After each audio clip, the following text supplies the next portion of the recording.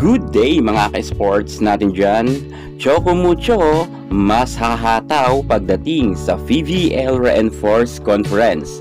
Ang kanilang lineup nga ngayon ay mas solid seka sa nakaraan conference. Lumakas ngayon ang Choco Mucho kahit sabihin natin ang ibang mga players dito ay meron injury at ang iba naman ay nasa Alas, Pilipinas. No CC Rondina and Cherry Nunag, no problem yan para sa Choco Mucho.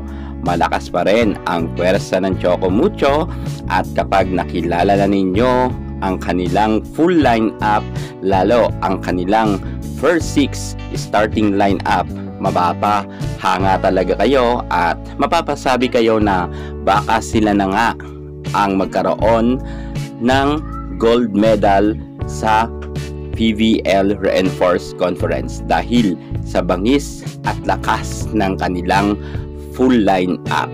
Ngayon, kikilalanin na muna natin ang starting Big 6 ng Choco Mucho na magpapahirap sa kanilang makakatunggali dahil loaded na loaded ang lakas ng kanilang Big 6 first starting lineup. Sino-sino ito?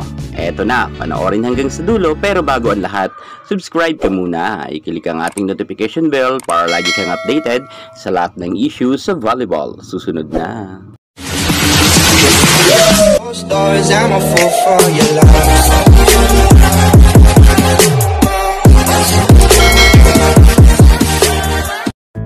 Choco Mucho manggugulat sa paparating na PVL Reinforced Conference dahil sa kanilang galing at bangis at mapapahanga ka sa kanilang first 6 lineup.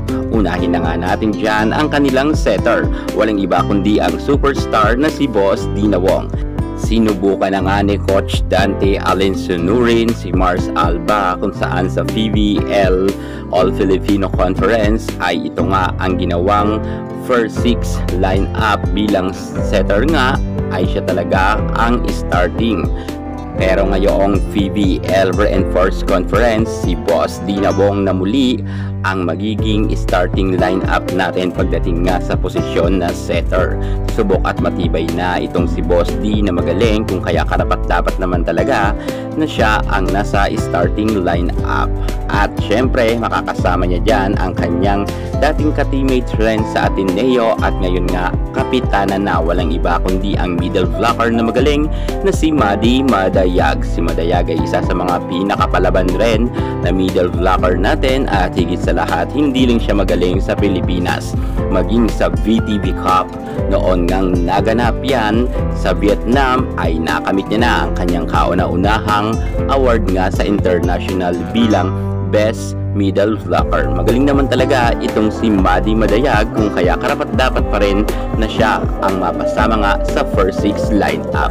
At syempre, ang kanyang makakasama ngayon sa katandem niya bilang middle blocker na position rin ang kapapasok pa lamang na wing spikers din na si Dindin Manabat.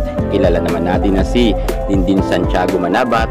Bago pa siya naging opposite hitter ay dati nga siyang middle blocker. Yan talaga ang kanyang original na posisyon at mas effective itong si Manabat sa middle blocker nga na posisyon.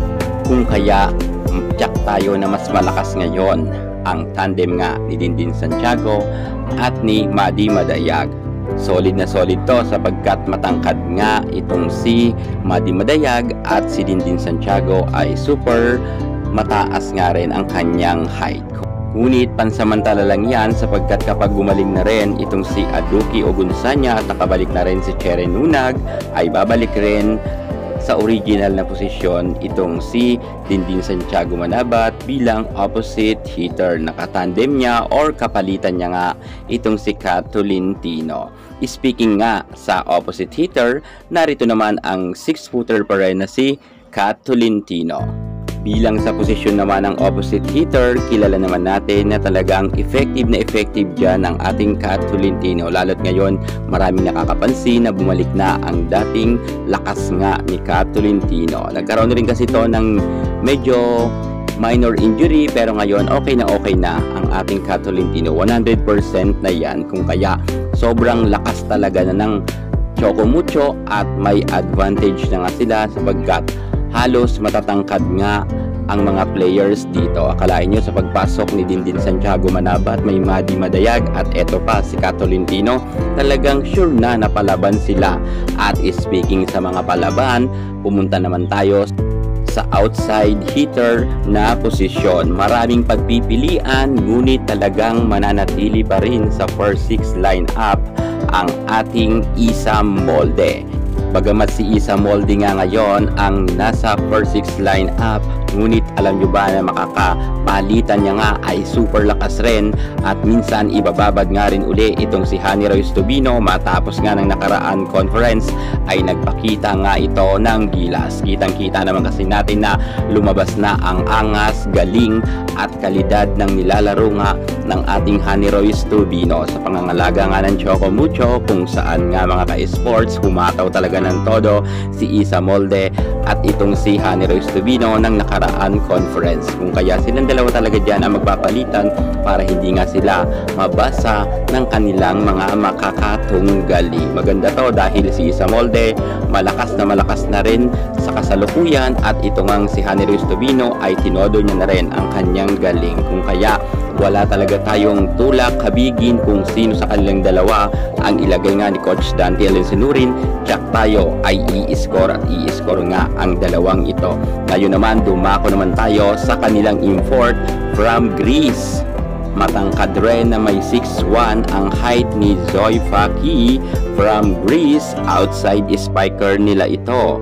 Ipinanganak nga siya noong August 2, 1998 at sa kasalukuyan nga ay nasa Choco Mucho siya at alam natin na malaki ang maitutulong ni Faki sa team ng Choco Mucho, lalo't wala nga ngayon si Sisi Rondina.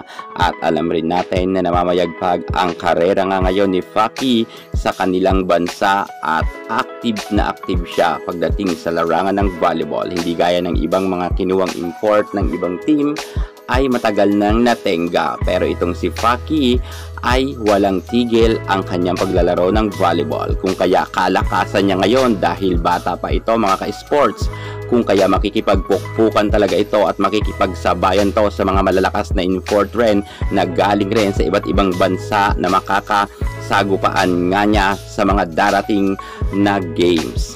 At sure tayo na hindi pa rin malalaglag ang Choco Mucho pagdating nga sa Final Four kahit wala nga itong si Sisi Rondina at Cherry Nunag, dahil lalaban itong si Zai Faki at hindi ito magpapadaig. At syempre ang buong kupunan ng Choco Mucho.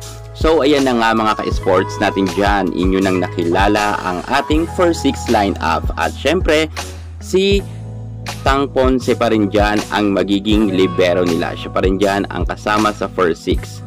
At dahil nga wala si Sisi Rondina, kaabang-abang ito dahil marami nga nagsasabi na binubuhat lang ni Rondina ang Choco Mucho. Ngayon susubukin talaga ang mga bawat manlalaro ng Choco Mucho kung kaya pa rin nilang mapaangat ang kanilang team at hindi sila malaglag sa Final Four. Sa tingin ko naman, dahil magaling ang kanilang import at magaling naman si Dindin Santiago Manabat, Hanny Royce Tubino, Isa Molde, nariyan pa ang ating superstar na si Madi Madayag at Dina Wong, tsak tayo na kayang-kaya pa rin naman talaga nila makapasok sa Final Four. Ang tanong, sila ba ang magcha-champion pagdating ngayon conference sa PBL Reinforce? Kung sa tingin nyo ay kayang-kaya ng Choco Mucho na magkaroon ng gold medal, comment naman kayo sa baba. At syempre manatili kayo nakatutok sa ating YouTube channel para nga sa mga pinaka-update at latest dahil madalas na tayong mag-a-upload lalo ngayong July sapagkat nalalapit na nga